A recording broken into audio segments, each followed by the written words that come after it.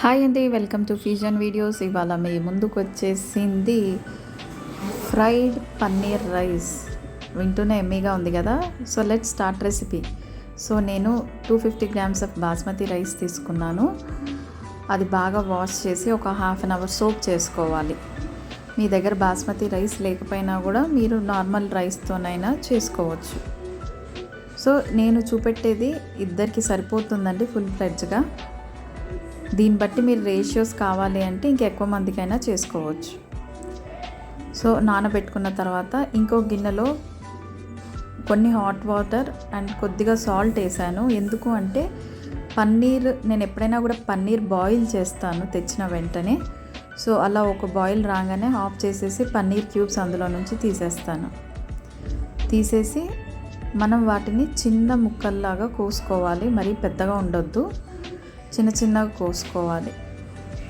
So మీకు పెద్దగా ఇష్టం ఉంటే పెద్దగైనా కూడా కోసుకోవచ్చు. నేనైతే సన్న క్యూబ్స్ లాగా కోసుకున్నాను. సో మీకు వీడియోలో చూపెట్టే విధానంగా నేను కోసుకున్నాను.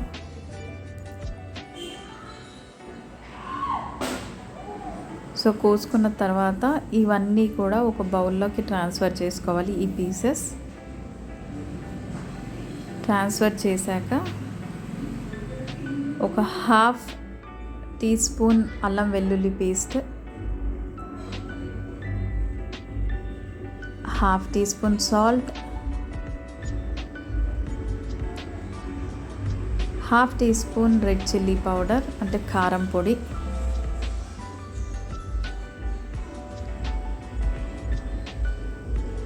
ఒక 2 pinch ఆఫ్ టర్మరిక్ అంటే కొద్దిగా పసుపు వేసాను. వేసేసి కొంచెం అది బాగా కలుపుకోవాలి. ఆ మిశ్రమం అంతా కూడా బాగా కలిసేటట్టు కలుపుకోవాలి. ఆ కొంచెం మిశ్రమం బాగా పట్టిన తర్వాత ఒక టీ స్పూన్ కార్న్ ఫ్లోర్, దాని తర్వాత ఒక టీ స్పూన్ రైస్ ఫ్లోర్ అంటే బియ్యం పిండి వేసేసుకొని పించ్ కలర్ వేసాను. మీకు ఇది ఆప్షనల్, కలర్ వేయకపోయినా పర్వాలేదు. నా దగ్గర ఆరెంజ్ కలర్ ఉండింది కాబట్టి నేను వేసాను. వేసేసి లైట్గా స్ప్రింకిల్ చేశాను వాటర్. స్ప్రింకిల్ చేసేస్తే ఏంటంటే బైండింగ్ వస్తుంది పన్నీర్కి. సో జస్ట్ అలా స్ప్రింకిల్ చేసుకోవాలి వాటర్. చేసేసుకొని బాగా కలుపుకొని అదొక 10 నిమిషాలు అలా పక్కన పెట్టుకోవాలి. దాని తర్వాత కడాయిలో నూనె వేడి చేసుకొని ఈ పక్కన పెట్టుకున్న పన్నీర్ పీసెస్ని ఆ వేడి నూనెలో వేయాలి. సో గుర్తుపెట్టుకొని హై ఫ్లేమ్ పెట్టకూడదు, నార్మల్ మీడియం ఫ్లేమ్లోనే పన్నీర్ అనేది వేయించుకోవాలి. హై ఫ్లేమ్ పెడితే మాడిపోతుంది.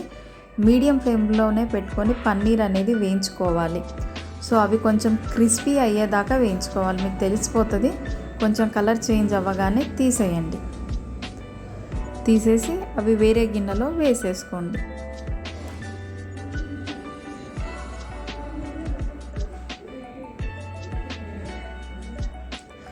ఆ తర్వాత ఏంటి అంటే ఇప్పుడు రైస్ వండుకుందాము. ఒక బౌల్లో మళ్ళీ వాటర్ తీసుకొని బాయిల్ చేశాను. ఆ బాయిల్ అయ్యే వాటర్లో నానబెట్టిన బాస్మతి రైస్ వేసాను. వేసేసి అది ఒక మనం 3/4 అంటే మనం బిర్యానీకి ఎట్లయితే వండుతామో సో అదే విధంగా మనం రైస్ అనేది వండుకోవాలి. ఎక్కువ ఉడకకూడదు, ఉడికిపోతే మెత్తగా అయిపోతుంది, టేస్ట్ రాదు. సో దాన్ని మనం చేసుకోవాలి. ఆ తర్వాత ఒక ప్యాన్ లేకపోతే పెద్ద వెడల్పాటి గిన్నెనో కడాయో పెట్టుకొని దాంట్లో 3 tablespoons ఆఫ్ ఆయిల్ యాడ్ చేసుకోవాలి. అలాగే 2 tablespoons ఆఫ్ గార్లిక్ అంటే వెల్లుల్లి అండ్ 1 కప్పు బీన్స్ ముక్కలు, 1 కప్పు స్వీట్ కార్న్, ఇంకా ఏంటంటే మీకు కావాల్సిన వెజిటేబుల్స్ అన్నీ యాడ్ చేసుకోవచ్చు. బ్రోకోలీ కానీ క్యారెట్ కానీ, నా దగ్గర ఈ 2 ఉన్నాయి సో అవే యూజ్ చేశాను నేను.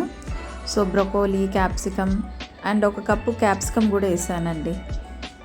ఓకే, ఇవి కొంచెం ఫ్రై అవ్వగానే పన్నీర్ పీసెస్ వేసేయాలి, ఫ్రైడ్ పన్నీర్. ఆ తర్వాత బాయిల్ చేసి పెట్టుకున్న రైస్ వేసేసుకోవాలి. వేసుకున్న దానిపైన 1 tablespoon jeera powder, 1 tablespoon salt, 1 tablespoon soya sauce,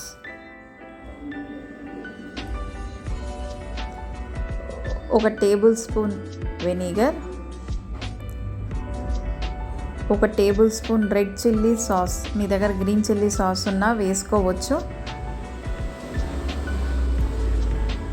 so అది వేసేసి 1 tablespoon dhania powder, 1 tablespoon black pepper, మిరియాల పొడి, నల్ల మిరియాల పౌడర్ వేసాను.